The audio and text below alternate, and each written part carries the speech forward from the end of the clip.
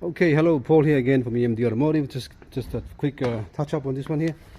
We finished putting everything back together. We put the motor in, put a new filter as well. Sorry, as you can see there's the new motor at the back there.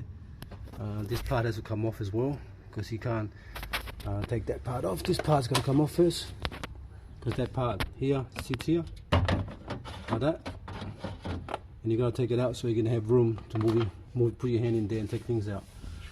Okay, so now that's all back together. Now we're going to put the bolt back in here and wheel arch and all that.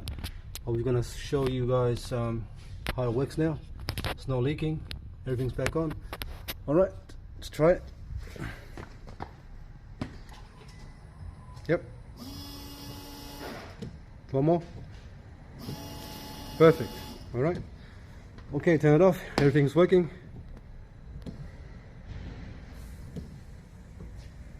Now we can put everything back together and then we'll go from there.